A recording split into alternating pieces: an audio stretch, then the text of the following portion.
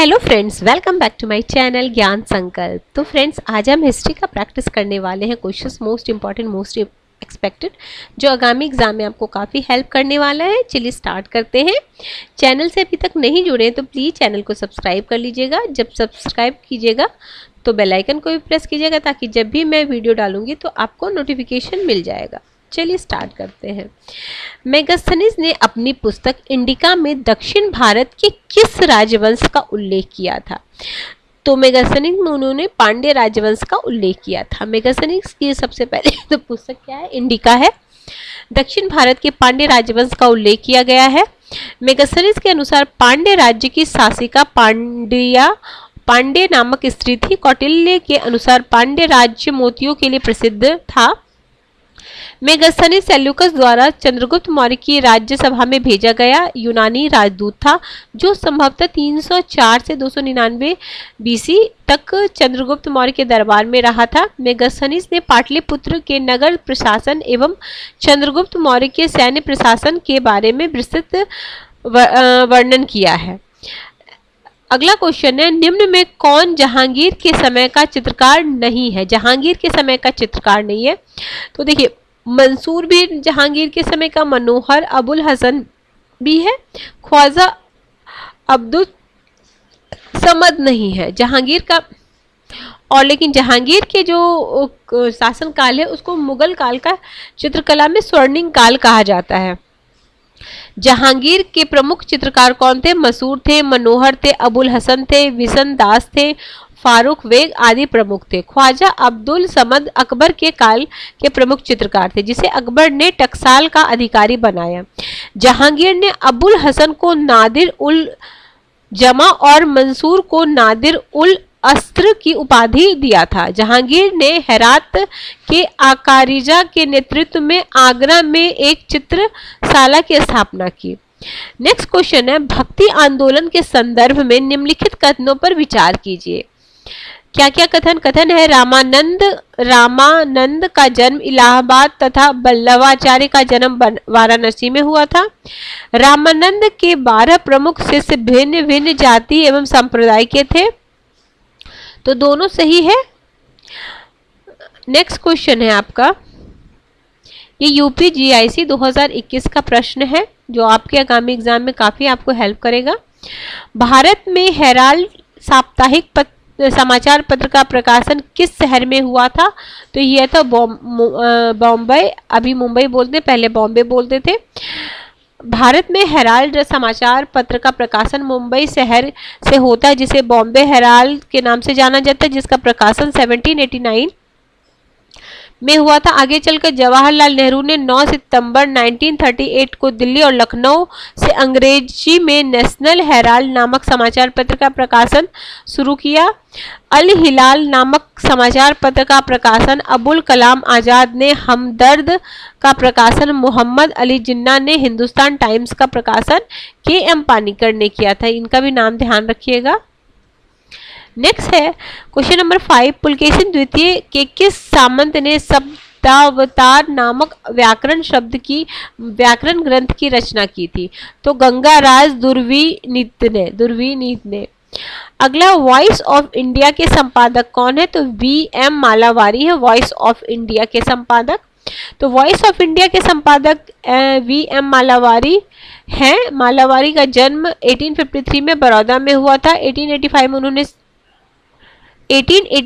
में उन्होंने सेवा सदन की स्थापना की। मालावारी प्रसिद्ध रुखमाई बाई केस से जुड़े हुए हैं। वॉइस ऑफ इंडिया का संपादन ने किया था दादा भाई नौरोजी और विलियम वेंडरसन के साथ 1883 में शुरू किया था। ठीक है, इसके साथ जुड़े थे कौन कौन जुड़े थे? दादा भाई नौरोजी और विलियम वेंडरसन ने। अगला है, प्रारंभिक बौद्ध धर्म में स्त्रियों की स्थिति की कुछ महत्वपूर्ण विशेषताओं के संदर्भ में निम्नलिखित कथनों में कौन सा सही है? स्त्रियों के लिए भी निर्वाण प्राप्ति संभव है। सेकेंड, भिक्षुणियों के लिए पृथक मठ का निर्माण। तो इसका राइट आंसर हो जाएगा पहला और दूसरा दोनों। आगे है,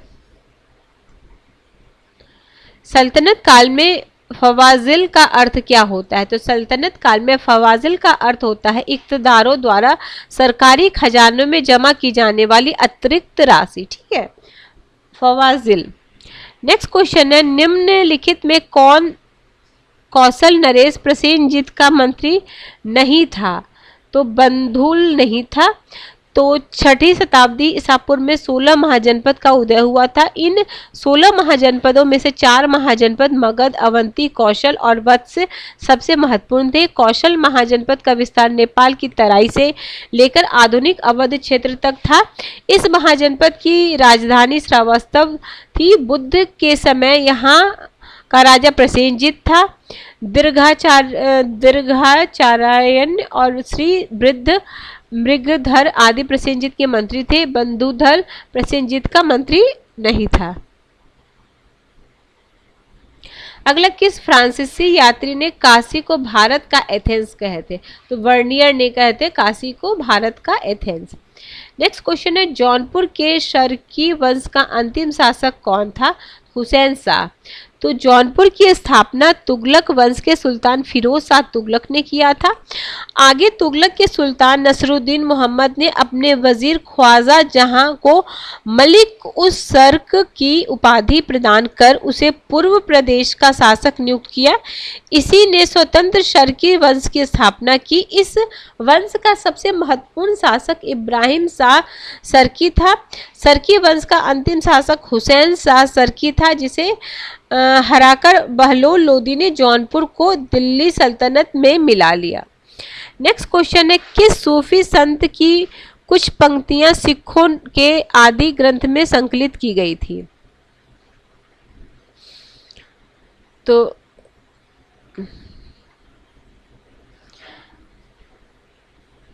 इसका right answer Fariduddin Ganj e Shakar. Option number D is the right answer. Question number 13, न तो भारत के भूतकाल पर आंखें मूंद कर निर्भर रहा जाए और न ही पश्चिम का अंधानुकरण किया जाए। विवेक वृद्धि का सहारा लेकर नए भारत का सर्वोत्तम प्राच्य और पाश्चात्य विचारों को प्राप्त कर संजोए रखना चाहिए। तो ये विचार राजा राम मोहन रॉय का है। नेक्स्ट क्वेश्चन है, क्वेश्चन नंबर 14, क्या मैं राजनीति में आपका ही बालक हूँ? नहीं हूँ। हाँ, मैं थोड़ा कमजोर और थोड़ा भटका हुआ जरूर हूँ। महात्मा गांधी से अपने बारे में उपरोक्त कथन किसने कहा था? तो ये जवाहरलाल नेहरू ने कहा था। नेक्स्ट क्वेश्चन है, शहाबुद्दीन मोहम्मद गौरी ने किस भारतीय नरेश को पराजित कर बनारस पर अधिकार किया था? तो जयचंद्र को हराकर उन्होंने बनारस पे अधिकार किया था। नेक्स्ट क्वेश्चन पे चलते हैं,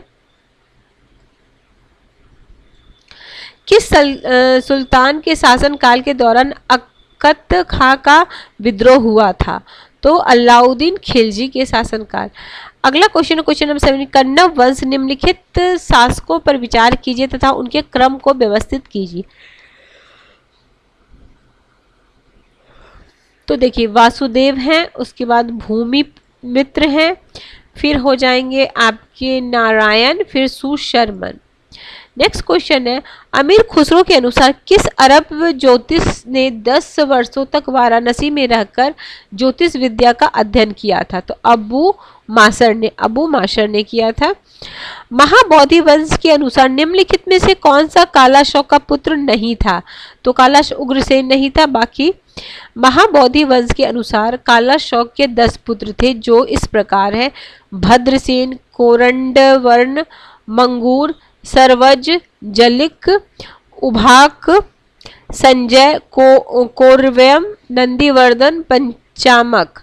उन्होंने सम्मिलित रूप से 22 वर्ष तक शासन किया। नंदीवर्धन महानंदी शिशुनाग वंश का अंतिम शासक था। आगे मगध में नंद वंश की स्थापना हुई, जिसका संस्थापक महापद्मानंद था। महाबोधि वंश में इसका नाम उग्रसेन प्राप्त होता है। आगे क्वेश्चन नंबर 20 है, निम्नलिखित में कौन 1918 में उत्तर प्रदेश के किसान सभा की स्थापना से संबंधित नहीं थे? ठीक है, नहीं थे। तो कौन से नहीं थे, देखते हैं ऑप्शन में। गौरी शंकर मिश्रा, इंद्र नारायण द्विवेदी, मदन मोहन मालवीय थे। ब्रज किशोर नहीं थे, नहीं पूछा जा रहा है। तो अवध में होम रूल की कार्यकर्ता काफ़ी सक्रिय थे। उन्होंने किसानों को संगठित करना शुरू किया। उन्होंने इस संगठन को किसान सभा का नाम दिया। आगे चलकर गौरी शंकर मिश्र, इंद्र नारायण द्विवेदी, मदन मोहन मालवीय के प्रयासों से फरवरी 1918 में उत्तर प्रदेश किसान सभा का गठन हुआ। उत्तर प्रदेश किसान सभा के गठन में ब्रजकिशोर का कोई योगदान नहीं था। भारत में सती प्रथा समाप्त किया गया था। डेट के साथ याद रखिएगा 4 दिसंबर 1829, 4 दिसंबर 1829। अगला है झील के किनारे स्थित प्रारंभिक कृषि स्थल है, तो झील के किनारे लहुरा देव। तो उत्तर प्रदेश के संत कबीर नगर जिले में झील के किनारे स्थित लहुरा देव से भारतीय उपमहाद्वीप में कृषि किए जाने के प्राचीनतम साक्ष्य मिले हैं। यहीं से चावल उत्पादन के प्राचीनतम साक्ष्य भी मिले हैं। महत्वपूर्ण है कि मेहरगढ़ से प्राप्त कृषि का साक्ष्य 7000 ईसा पूर्व, जबकि लहुरा देव 9000 से 7000 ईसा पूर्व के मिले हैं। नेक्स्ट, किन स्मृतियों ने विधवा पुनर्विवाह को कानूनी मान्यता दी है? तो नारद और Parashar. Option number B is the right answer.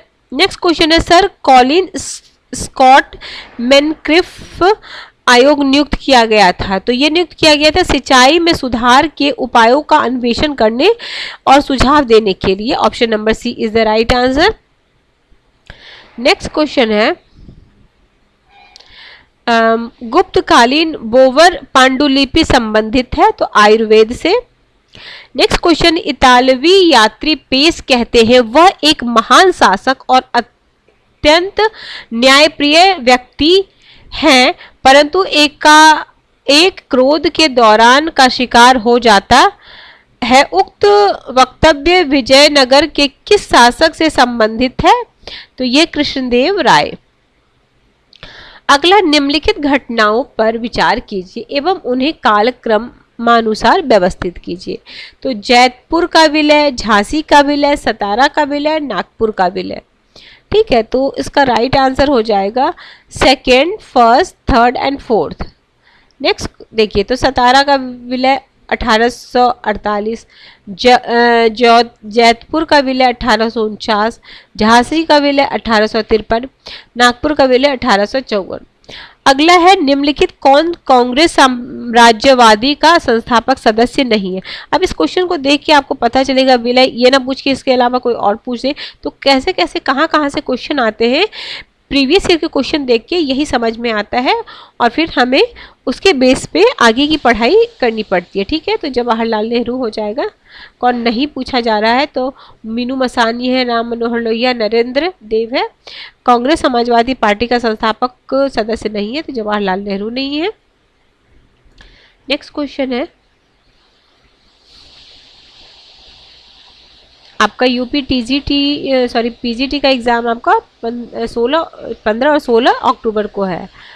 किस कालावधि में कलहन की राजतरंगिणी लिखी गई है? आज भी कुछ आई है कि क्या क्या दो शिफ्ट में होगा, एक दिन में 2 शिफ्ट होगा।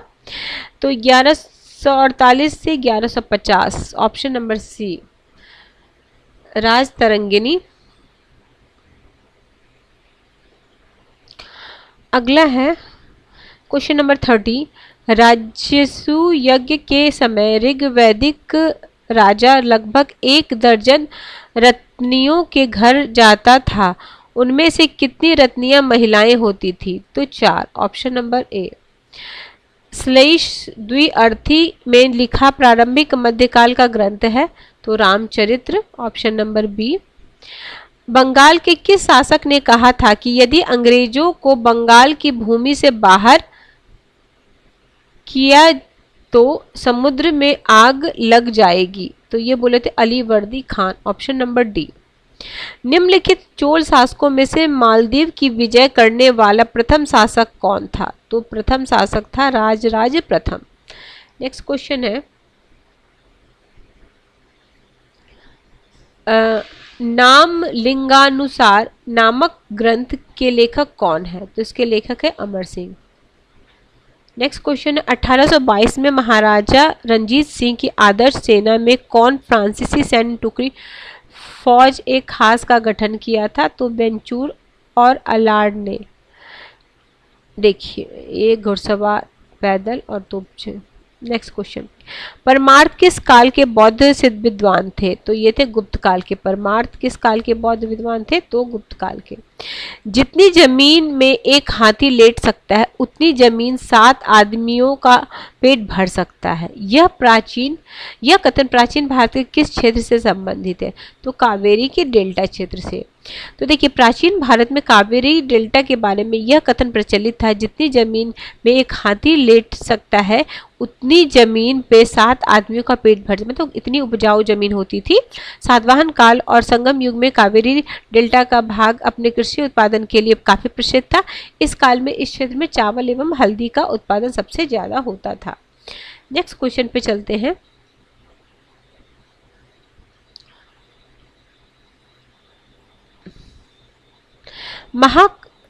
एक मिनट, ठीक है।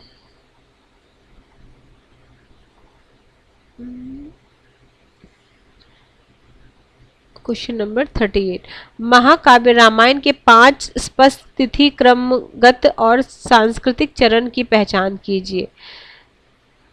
चरणों की पहचान की थी, किसने किया था? तो J.L. ब्रॉनकिंगटन ने किया था, option number D.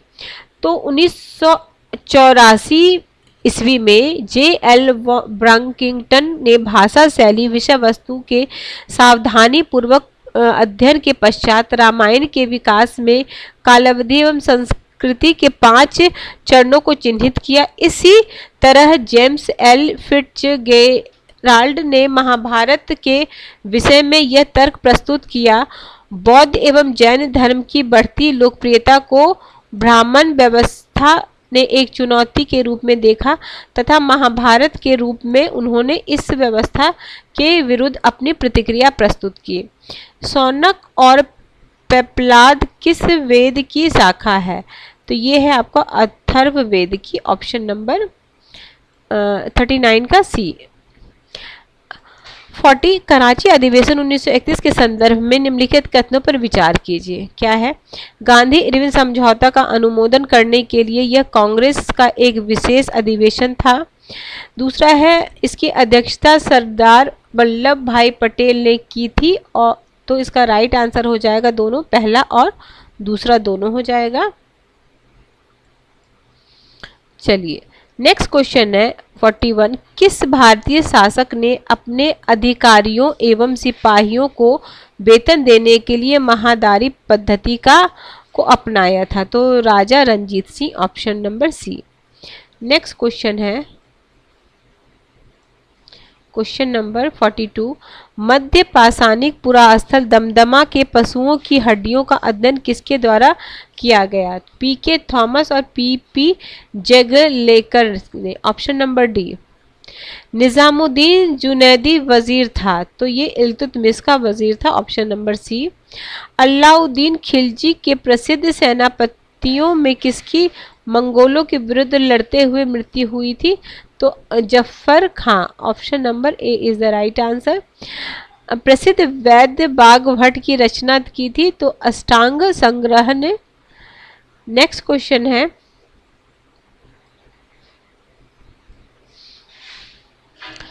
Question number 46 में मैच करना है। बेगम है, आगहा, अगाचा और ख्वाजार, तो इसको हमें मैच करना है। इसका right answer option number C. देखिए, बेगम क्या होती थी? शाही परिवार से आने वाली स्त्रियां। अगहा होती है अन्य पत्नियां, स्त्रियों जो कुलीन परिवार में न जन्मी हो। अगाचा होती थी उपपत्नी। ख्वाजार सर होती थी गुलाम हिजरे। नेक्स्ट क्वेश्चन है, चंद्रगुप्त मौर्य के प्रारंभिक जीवन का विवरण प्रस्तुत किया गया है, तो महावंश टीका में किया गया है। चंद्रगुप्त मौर्य के प्रारंभिक जीवन का परिचय बौद्ध ग्रंथ के महावंश टीका से प्राप्त होता है। इस ग्रंथ से पता चलता है कि चंद्रगुप्त मौर्य नामक क्षत्रिय वंश से उत्पन्न हुआ। उल्लेखनीय है कि जैन बौद्ध धार्मिक ग्रंथ चंद्रगुप्त मौर्य को स्पष्ट क्षत्रिय वर्णन के रूप में स्वीकार करते हैं। 48 क्वेश्चन है, सर्वप्रथम हिंदुस्तान शब्द का उल्लेख किस राजवंश के अभिलेखों में प्राप्त हुआ है? तो ससानियों के तो ईरान के ससानी राजवंश के अभिलेख में सर्वप्रथम हिंदुस्तान शब्द का उल्लेख हुआ है। ससानी वंश की स्थापना ईरान में 3वीं शताब्दी में हुआ। शाहपुर प्रथम नक्श ए रुस्तम में सर्वप्रथम हिंदुस्तान शब्द का प्रयोग हुआ है। अगला है निम्नलिखित में कौन सही सुमेलित नहीं है।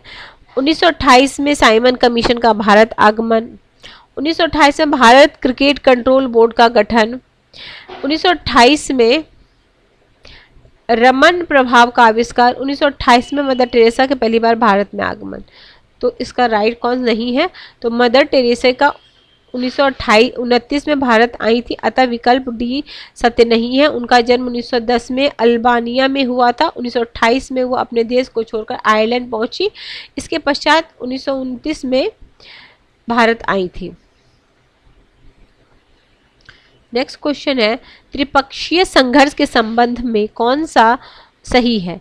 मिहिर भोज, ध्रुव धर्मपाल, नागभट्ट, गोविंद तृतीय और विग्रहपाल, रामचंद्र, अमोघ वर्ष और विग्रहपाल। तो इसका ये देखिए त्रिपक्षीय संघर्ष के बारे में जानकारी राधानपुर और संजन तामपाल से होता है। त्रिपक्षीय का क्रम इस प्रकार है, तो इसमें कोई आंसर नहीं था, इसको डिलीट कर दिया गया। लेकिन क्या क्या है देखिए, गुर्जर प्रतिहार, पाल और राष्ट्रकूट। तो वत्स थे, गुर्जर प्रतिहार से धर्मपाल थे और ध्रुव प्रथम थे। फिर है नागभट्ट, रामभट्ट और मिहिर भोज इससे थे। देवपाल और ये ठीक है, याद रखिएगा। त्रिपक्षीय संघर्ष में कन्नौज पर अधिकार करने में प्रतिहार शासक महेंद्र पाल प्रथम अंतिम रूप से सफल हुआ। लोक सेवा आयोग द्वारा इस प्रश्न का उत्तर बी दिया गया जो गलत है। ठीक है, इसका उत्तर लोग ने ये दिया था लेकिन उत्तर गलत है। ठीक है, ध्यान रखिएगा। नेक्स्ट क्वेश्चन है इमारत है और निर्माण करता है, इसमें से कौन सुमेलित नहीं है। ठीक है, तो लाल महल बलबन, दरबार महल होसंग शाह, जहाज महल गयासुद्दीन खिलजी, लाल दरबार मस्जिद महमूद शाह। तो ये वाला नहीं है। लाल मस्जिद का निर्माण 1450 में जौनपुर के शर्की सुल्तान महमूद शाह शर्की की पत्नी बीबी राजा ने कराया था, अतः विकल्प डी असत्य है, शेष सभी सत्य है। 6ठी शताब्दी ईसा पूर्व में सबसे दक्षिण महाजनपद कौन था, तो ये था अस्मक था। नेक्स्ट क्वेश्चन है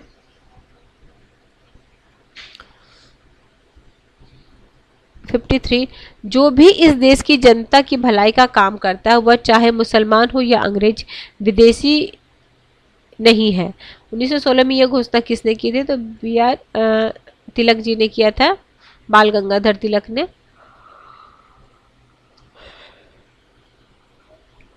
निम्नलिखित में से किस शासक ने महमूद गजनवी के विरुद्ध भारतीय राजवंशों का एक संघ बनाया था, तो त्रिलोचन पाल। मुगल बादशाह जहांगीर के समय आगरा स्थित डच फैक्ट्री का प्रमुख कौन था, तो फ्रांसिस्को फेल्टस थे। बुद्ध के परिनिर्वाण की तिथि 1493 ईस्वी में किस आधार पर निर्धारित किया गया था, कैंटन रिकॉर्ड, ऑप्शन नंबर ए। निम्नलिखित राष्ट्रकूट शासकों किसने जैन धर्म के दिगंबर संप्रदाय को उदारता पूर्वक संरक्षण दिया था,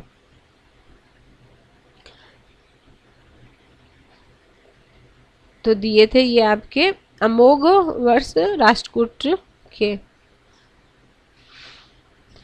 तो राष्ट्रकूट शासक अमोघ वर्ष ने जैन धर्म के दिगंबर संप्रदाय को उदारता पूर्वक संरक्षण प्रदान किया था। इसके राज्यसभा के प्रसिद्ध जैन विद्वान जिनसेन रहते थे, उन्होंने आदि पुराणों की रचना की।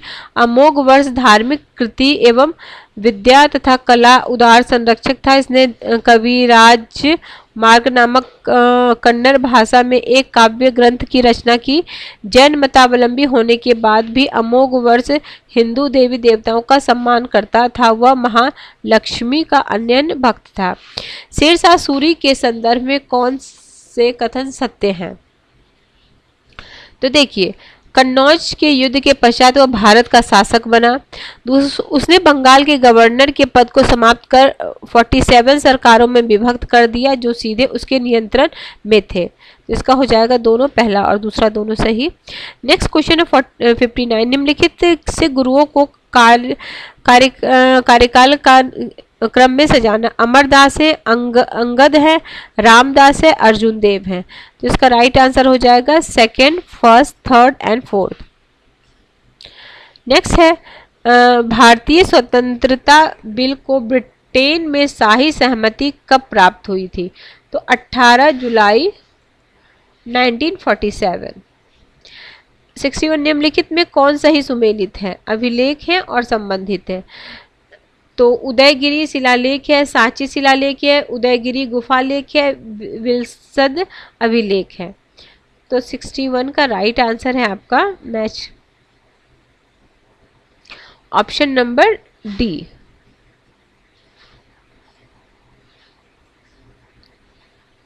तो कौन सुमेलित नहीं है? तो बाकी ये तीनों सुमेलित है, ये सुमेलित है, विशद अभिलेख ये सुमेलित नहीं है। Option D is the right answer. Next question है आपका क्वेश्चन नंबर 62। पेशवा ने पतदास नामक कर किस पर लगाया था? तो विधवा पुनर्विवाह पे। ठीक है, पतदाम, पेशवा ने पतदाम। अगला, गोपाल कृष्ण गोखले द्वारा इंपीरियल लेजिस्लेटिव असेंबली में प्रस्तुत निःशुल्क एवं अनिवार्य शिक्षा संबंध बिल किसके प्रभाव के कारण अस्वीकृत हुआ था? तो George Clarke. Option number D. 64 है, प्राचीन भारतीय प्रशासनिक व्यवस्था में कंचुकी नामक ग्रंथ पद का प्रयोग हुआ था। तो अंतःपुर के प्रभारी के रूप के लिए। 65 में, मुगल सैन्य व्यवस्था में दाखिली कौन थे? तो दाखिली थे पूरक सिपाही। नेक्स्ट क्वेश्चन है असरसिर रीजन का क्वेश्चन है। क्वेश्चन में है जैन धर्म में ने युद्ध एवं कृषि दोनों को वर्जित किया, दोनों में जीवों की हिंसा होती है। तो इसका राइट आंसर हो जाएगा दोनों सही है और सही व्याख्या है। 67 है, असहयोग आंदोलन के संदर्भ में निम्नलिखित में से कौन से कथन सही है? तो इसका कथन हो जाएगा केवल पहला। तो प्रारंभ में लाला लाजपत राय गांधी के असहयोग आंदोलन के विरुद्ध थे। यही क्या पूछा जा रहा है? सही है, तो ये वाला सही है। जमुना लाल और मोतीलाल नेहरू ने असहयोग लाला लाजपत स्वराज दल की स्थापना की थी, यानी पहला ये ऑप्शन सही है। क्वेश्चन 68 सुमेलित नहीं है, कौन सा संगठन है और संगठन से संबंधित व्यक्ति जो सुमेलित नहीं है? तो बहिष्कृतकारी समाज, ज्योतिबा फुले। तो देखिए United India sir Syed Ahmad, Young Bengal Henry Vivian Derozio, Theosophical Society colonel Olcott. तो डॉक्टर भीमराव अंबेडकर ने 1924 में मुंबई में बहिष्कृतकारी सभा का गठन किया था। 1927 में मराठी में बहिष्कृत भारत नामक पत्रिका का प्रकाशन किया था। तो ये वाला सी ऑप्शन गलत है। अगला है ज्योतिबा फुले भी महाराष्ट्र में महान समाज सुधारक थे। उन्होंने जातियों के उत्थान के लिए सत्यशोधक समाज की स्थापना की थी। अकबर की विजय के संदर्भ में निम्नलिखित पर विचार कीजिए, उसको क्रम में सजाने। ये भी काफ़ी इंपॉर्टेंट है, अकबर का विजय, फिर अशोक का शिलालेख, ये सब सारे क्वेश्चन मतलब रिपीट किए जाते हैं। तो इसका राइट आंसर भी हो जाएगा सिंध विजय, उड़ीसा विजय, फिर हो जाएगा बलूचिस्तान, फिर कंधार। अगला है प्राचीन नगर राजगीर का वास्तुकार कौन थे? तो इसके महागोविंद थे इसके वास्तुकार। निम्नलिखित में से किस राजा की मृत्यु युद्ध के दौरान हुई थी? तो यशोवर्मन की हुई थी। क्या क्या ऑप्शन था? ललितादित्य थे, भास्कर वर्मन है, आदित्य सेन है। तो कन्नौज के शासक यशोवर्मन की मृत्यु युद्ध भूमि में हुई थी। वस्तुतः हर्षवर्धन की मृत्यु के बाद लगभग 50 वर्षों तक कन्नौज का इतिहास अंधकारमय है। इसके पश्चात कन्नौज के सिंहासन पर यशोवर्मन का युद्ध कश्मीर के ललितादित्य मुक्तापीड़ से हुआ, जिसमें संभवतः उसकी मृत्यु हो गई। यशोवर्मन के दरबार में संस्कृत के महान नाटककार भवभूति रहते थे। यशोवर्मन के दरबारी कवि वाक्पति थे। उनके विजयों का वर्णन प्राकृत भाषा में लिखित काव्य गौंडबहो में किया गया है। स्कंदगुप्त के कहोम अभिलेख में उल्लेखित ग्राम प्रशासन की सबसे छोटी इकाई क्या कहलाती थी? कक्कुम्प कहलाती थी। Option number D. Next question है निम्नलिखित घटनाओं पर विचार कीजिए और उनको सही क्रम में व्यवस्थित कीजिए। ठीक है, तो इसका राइट आंसर हो जाएगा, पहला हो जाएगा ईस्ट इंडिया एसोसिएशन की स्थापना, फिर हो जाएगा पूना सार्वजनिक सभा की स्थापना, फिर मद्रास महाजन सभा की स्थापना, और सबसे बाद में हो जाएगा बॉम्बे प्रेसिडेंसी एसोसिएशन की स्थापना। अब कब कभी हुआ था ये भी ध्यान रखिए। ईस्ट इंडिया एसोसिएशन 1866 में, पूना सार्वजनिक सभा 1867 में, मद्रास महाजन सभा 1884 में, और मुंबई प्रेसिडेंसी 85 में। और इससे संबंधित जो संस्थापक थे उनका भी नाम मैं ये आपको शॉर्ट्स के थ्रू भी डाल देती हूँ, थोड़ी देर में मैं डाल दूंगी। 30 मई 1863 को रॉबर्ट वेस्टवुड ने मद्रास के पास स्थित पल्लवरम से किस पुरापाषाणिक परंपरा के उपकरण की खोज की थी? तो ये किए थे हैंड एक्स क्लीवर परंपरा की, ठीक है। नेक्स्ट क्वेश्चन है 1927 में नियुक्त हर कोर्ट बटलर समिति की अनुशंसा की थी, तो ब्रिटिश सर्वोच्चता के माध्यम से रियासतों का संरक्षण। Option number C is the right answer. Next question है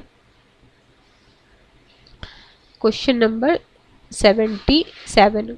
कौन सूफी संत सांस की योग क्रियाओं में इतने पारंगत थे कि अन्य योगी उनको सिद्ध कहते थे? तो ये थे Nizamuddin Auliya. Option number A is the right answer. निम्नलिखित किस अधिनियम के द्वारा भारत परिषद इंडिया काउंसिल को समाप्त किया गया था? तो 1935 अधिनियम। किन शासकों ने सिखों को ध्रुमिया धार्मिक उपाधि उत्कीर्ण की थी? तो पहलव ने। Question number 80। कुटिल लिपि को किस अन्य नाम से भी जाना जाता है? तो सिद्ध मातृका लिपि। ठीक है फ्रेंड्स, देखिए यूपीजीआईसी जो अभी आपको फॉर्म फिल हो रहा है उसमें 80 क्वेश्चन आपके सब्जेक्ट से आते हैं, 40 क्वेश्चन आपको जीएस के आएंगे।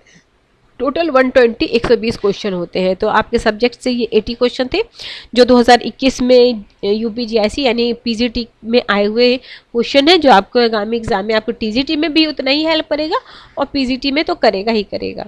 चलिए, अगर किसी वजह से चैनल हेल्प कर रहा है प्रिपरेशन में तो ज़रूर चैनल को सब्सक्राइब कर लीजिएगा, और जब सब्सक्राइब कीजिएगा तो बेल आइकन को प्रेस कीजिएगा ताकि जब भी मैं आगे वीडियो डालूंगी तो आपको नोटिफिकेशन मिल जाएगा।